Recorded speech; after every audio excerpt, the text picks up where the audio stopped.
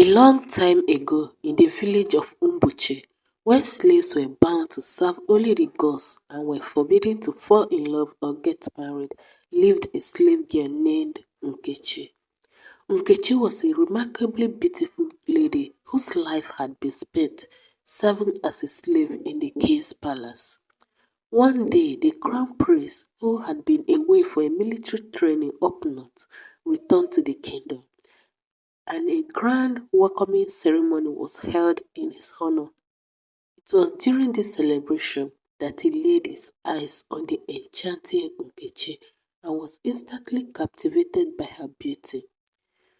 From that moment, he kept on trying to get close to the beautiful lady. But then his guard warned him that as a prince, he is not allowed to have a personal conversation with a slave. One morning, Nkechi was in the garden plucking some crops for the kitchen when the prince sneaked into the garden. Nkechi was scared at first and fell on her knees to greet the prince. He offered to help her, but she insisted that the gods could strike her if she dared to allow the prince to walk in the garden. She begged him to go back to the palace so she wouldn't get into trouble. "I just want to be a friend," the prince said. "I am only a slave," Nkechi replied. But the prince was not bothered and was ready to defy all odds. Soon they started a conversation and exchanged laughter.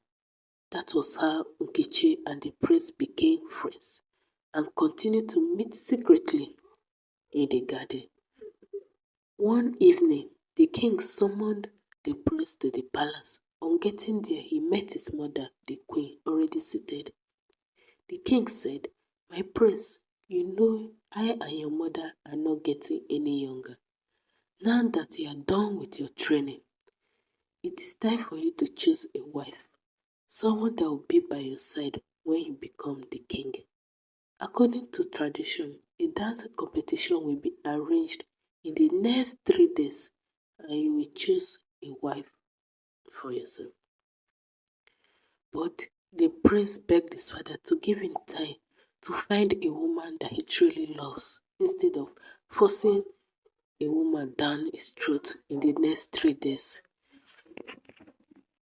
The king agreed and gave the prince his time to fall in love. As days passed, Nkechi and the prince's friendship blossomed into a deep love, and they continued to meet in the garden to share stories and laughter. It was not long before whispers of the prince's relationship with the slave began to spread like wildfire. It got to the hearing of the king, and he summoned the prince immediately. The prince begged his father to show mercy, as Nkechi, the slave girl, is the only woman that he loves, and she's already pregnant for him. Abomination! The elders gathered and called the chief priest, who consulted with the gods. To clean the land of this abomination, Nkechi must be banished into the evil forest, never to set her foot in Umbuche. And so Nkechi, heavily pregnant, was sent out of the village of Umbuche into the forest. She walked through the deep forest all alone for many days. She was tired and fell asleep under a big iroko tree. Hours later, she woke up to someone tapping her. It was Ikenna, a kind hunter. Ikenna took Nkechi to his hut in the forest and gave her roasted bushmeat, after which Nkechi told him her sad story and he felt genuine pity for her, so he allowed her to stay in his hut. Meanwhile, back in Umbushi, the prince was heartbroken. He missed Nkechi so much and blamed himself that he was not able to help her. For days he locked himself in his chamber. He refused to eat or talk to anyone. The once vibrant prince became a shadow of himself. His mother, the queen, tried talking to him, but he wouldn't open the door. After several days, the prince died of a broken heart. The king could not believe that he allowed ancient traditions to cost him the life of his only son and the heir to the throne. 3 days after the prince was buried, a meeting was held in the palace, and the king decreed that all the slaves are now free and could marry whoever they want, only if that could bring back the prince. Months passed, and Nkechi was due for delivery. With the help of the kind hotel, she gave birth to a bouncy baby boy and called him DK. But there was a complication, and before Ikenna could go to the bush and come back with the herbs, Nkechi took her last breath in pain and died. Now forever united with her love, the prince, in a place where there are no traditions and customs to stand between their love. Ikenna took care of baby Dike all alone in the forest.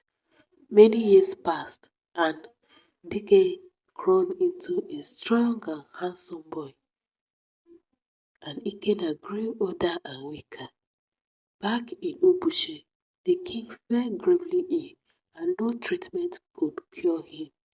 With no heir to inherit his throne, he laid on his bed, waiting for death.